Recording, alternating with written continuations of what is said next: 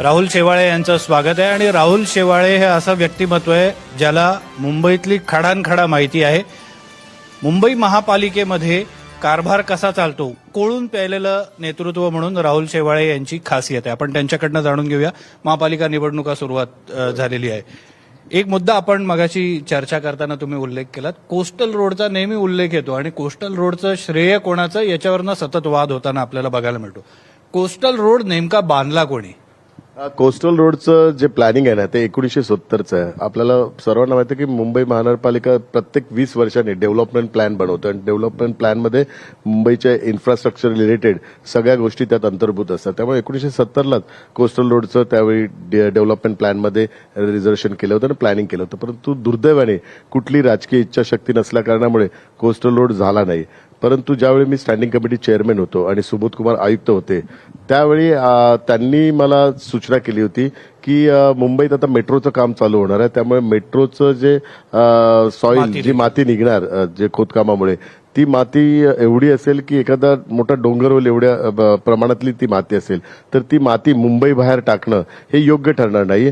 तर आपण जर कोस्टल रोड हा 1970 पासूनचा प्लॅन आहे आणि गेले कित्येक 70 हो आणि गेले कित्येक वर्ष मुंबई महानगरपालिका किंवा राज्य सरकारने कुठलाही त्यात पुढाकार घेतला नाही तर आपण कोस्टल रोड बनवूया आणि ही जी खोदलेली माती आहे ती समुद्रामध्ये रिक्लेम केली तर कोस्टल रोडची कॉस्ट कमी होईल आणि मेट्रोचा ट्रान्सपोर्टचा जो खर्च आहे तो पण वाचेल. त्यामुळे दोन्ही ठिकाणी खर्चात कपात होईल हे दिलं आणि त्यांनी मग मला विनंती केली की तू अर्थसंकल्पात ही गोष्ट इंट्रोड्यूस कर, मी पूर्ण सपोर्ट करतो. मग आम्ही दोघांनी तो संकल्प केला की मुंबई महानगरपालिकेच्या तर्फे कोस्टल रोड करायचा. आपल्या सर्वांना माहिती आहे एवढा मोठा जर प्रोजेक्ट असेल साधारण 15-20 हजार कोटीचा तर त्याला केंद्र सरकारकडून अर्थसहाय्य घ्यावं लागतं किंवा राज्य सरकारकडून अर्थसहाय्य घ्यावं लागतं किंवा वर्ल्ड बँक किंवा प्रायव्हेट ज्या कंपन्या त्यांचा अर्थच आहे. आपण ते घेताना त्यांच्या अटी असतात की बंधनकारक अटी असतात की टोल लावावा, त्यातून तो रेव्हेन्यू जनरेट होईल, त्यातून ते रिकव्हर करतात. म्हणून आम्ही यावेळी विचार केला की मुंबईकरांवर कुठला भार द्यायचा नाही आणि भविष्यातही त्यात टोल नसणार आणि टोल फ्री हा रोड बनवायचा आणि महानगरपालिकेच्या स्वतःच्या आर्थिक साह्याने तो बनवायचा. त्याकरता आम्ही काय केलं, जे विकासक होते ते विकासक जे एफएसआय वापरायचे, चोरीचा एफएसआय वापरायचे, त्यांच्याकडून फंजिबल एफएसआयच्या माध्यमातून प्रीमियम घेण्याचा आम्ही निर्णय घेतला आणि त्या निर्णयामुळे विकासकांना पण त्याचा फायदा झाला, ज्या काही चोरी व्हायच्या त्या पण बंद झाल्या आणि मुंबई महानगरपालिकेला पण आर्थिक फायदा झाला. मुंबई महानगरपालिकेला प्रत्येक वर्षी 2,000 कोटी त्या प्रीमियमच्या माध्यमातून मिळाले. मग आम्ही एक नवीन हेड ओपन करून ते 2,000 कोटी प्रत्येक वर्षी सेव्ह केले. त्याला ते मुंबई महानगरपालिकेच्या बजेटमध्ये कधी यूज नाही केले आणि असे 4-5 वर्ष ते सेव्ह केल्यामुळे 10-15 हजार कोटी त्यात जमा झाले आणि त्या पैशाच्या आधारे कोस्टल रोडचं टेंडर काढण्यात आलं आणि कोस्टल रोड हा बनवण्यात आला. त्यामुळे ह्याचं पूर्ण श्रेय जर असेल तर त्यावेळी मी चेअरमॅन होतो आणि सुबोध कुमार आयुक्त, आम्ही जर तो निर्णयच घेतला नसता तर तो कोस्टल रोड झालाच नसता. त्यामुळे करून दाखवला अशी जाहिरात करतात त्याचं काय नाही. त्यावेळी उद्धव साहेबांना मीच या कोस्टल रोडची माहिती दिली होती. त्यांना तर डीपी रिझर्वेशन 1970चं माहित पण नव्हतं कोस्टल रोडचं. त्यांनाच मी आणि सुबोध कुमारांनीच प्रेझेंटेशन दिलं आणि त्यांना ह्या गोष्ट सांगितली. परंतु त्यानंतर देवेंद्र फडणवीस साहेब मुख्यमंत्री झाले. त्यांची भूमिका अत्यंत महत्वाची होती. त्यांनी कोस्टल रोडला ज्या लागणाऱ्या परवानग्या आहेत त्या परवानग्या मिळवून दिल्या. ते खूप अडचणीचं काम होतं कारण कोस्टल रोड ज्यावेळी आम्ही इंट्रोड्यूस केला, ज्यावेळी बजेटमध्ये हे केला त्यावेळी देशाचे पंतप्रधान मनमोहन सिंग होते आणि राज्याचे मुख्यमंत्री पृथ्वीराज चव्हाण होते आणि त्या दोघांनी कोस्टल रोडला त्यावेळी सपोर्ट केला नाही. कारण जयराम रमेश एन्व्हायरमेंट मिनिस्टर होते, त्यांनी त्यावेळी परवानग्या देणार नाही असं स्पष्ट सांगितलं कारण CRZ आणि एन्व्हायरमेंट याच्या बाबतीत त्यांची भूमिका अत्यंत वेगळी होती. त्यामुळे त्यांच्या कारकिर्दीत याला त्यांनी मान्यताच दिली नाही. मग ज्यावेळी देवेंद्रजी आले त्यानंतर आम्ही देवेंद्रजींना विनंती केली. देवेंद्रजींनी हा त्यांच्या प्राईम मिनिस्टर यांचा जो स्पेशल प्रोजेक्ट असतात त्या प्रोजेक्टमध्ये त्याला इन्क्लूड केलं आणि माननीय पंतप्रधान नरेंद्र मोदीजींनी पण पुढाकार घेतला आणि कोस्टल रोडच्या सर्व परवानग्या दिल्या. कारण हे कोस्टल रोडचं प्रकरण सुप्रीम कोर्टात गेलं. ज्या एनजीओज आहेत त्यांनी कोस्टल रोडला खूप विरोध केला. मच्छीमारांनी त्याचबरोबर बाकीच्या ज्या एन्व्हायरमेंटच्या एनजीओज त्यांनी, तर त्यावेळी राज्य सरकारची आणि केंद्र सरकारची भूमिका अत्यंत महत्वाची होती. ती भूमिका त्यावेळेचे मुख्यमंत्री देवेंद्र फडणवीस असतील, त्यावेळेचे पंतप्रधान आदरणीय नरेंद्र मोदीजी असतील, या दोघांनी सुप्रीम कोर्टात भूमिका स्पष्ट केल्यामुळे कोस्टल रोडला परवानगी मिळाली. नाहीतर कोस्टल रोड आयुष्यात कधीच झाला नसता. त्याचं श्रेय हे सगळ्यांच्या मिळून आहे. त्यामुळे त्याचं श्रेय कोणी एकटा व्यक्ती घेऊ शकत नाही, कारण ह्या परवानग्यात मिळाल्यानंतर कोस्टल रोड झालाच नसता. बरं. असं आता एक जो युक्तिवाद लढवला जातो की शिवसेना नेमकी कोणाची याच्यावर शिक्कामोर्तब करणारी मुंबई महापालिकेची आणि 29 महानगरपालिकांची निवडणूक असेल, हे तुम्हाला बरोबर वाटतं का? नाही, हे योग्य वाटत नाही, कारण लोकसभेला पण हाच प्रश्न उपस्थित झाला होता.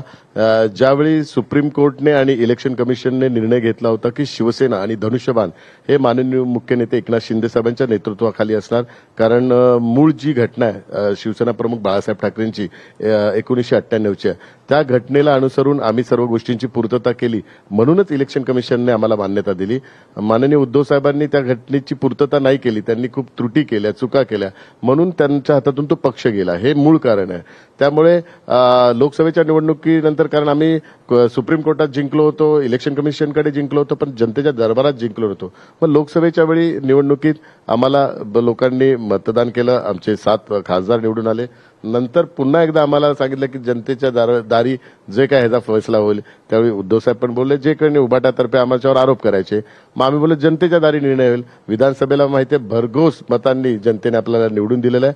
आणि मुंबईत जर बघाल तर मुंबईत 43.7% मराठी लोकांनी वोटिंग आम्हाला जास्त केले, जे उभाट्याला 39% आहे. त्यामुळे मुंबईकरांनी, मराठी माणसांनी यापूर्वीच निर्णय दिलेला आहे शिवसेना कोणाची आहे, धनुष्यबाण कोणाचं आहे. त्यामुळे आता पुन्हा पुन्हा परीक्षा द्यायची असेल तर पुन्हा परीक्षा देईल. आता नुकतीच एक परीक्षा झाली नगरपालिका आणि नगर परिषदेची, 1300 नगरसेवक निवडून आलेत, 70 नगराध्यक्ष निवडून आलेत.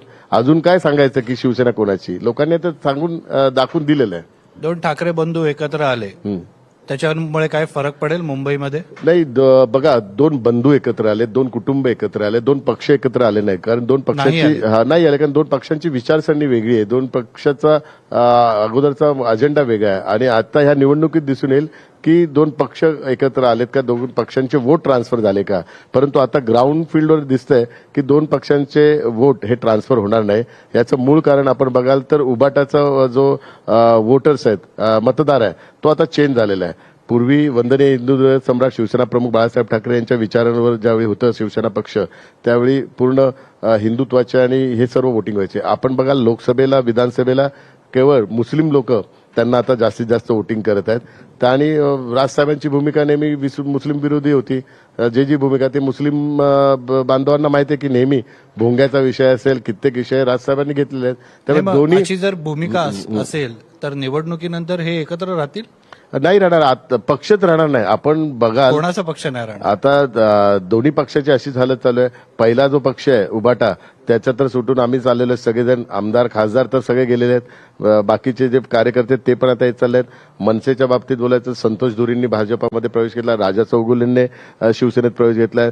जे नंतर सेकंड कॅडर आहे तो आता शिवसेनेत आणि भारतीय जनता पार्टीत येतोय. त्यामुळे आता त्यांचं कुटुंबच राहील असं आता एक चित्र निर्माण होतंय. आणि म्हणून ही त्यांच्या कुटुंबाची शेवटची लढाई आहे, शेवटची निवडणूक आहे, आणि त्यांच्या अस्तित्वाची लढाई आहे, आणि त्यांच्या युवराजांच्या पॉलिटिकल करिअरची निवडणूक आहे. ह्याच्यात कुठेही मराठी माणसाचा विषय नाही. मराठी माणूस हा महायुतीच्या पाठीशी आहे. मराठी माणसाला त्याचं हित माहिती आहे, कारण मराठी माणसाला हे माहिती आहे की केंद्रात ज्याची सत्ता आहे, राज्यात ज्याची सत्ता आहे, तोच मुंबई महानगरपालिकेत काम करू शकतो. यांच्याकडे 20 आमदार आहे एका पक्षाकडे, एकाकडे तर काहीच नाही.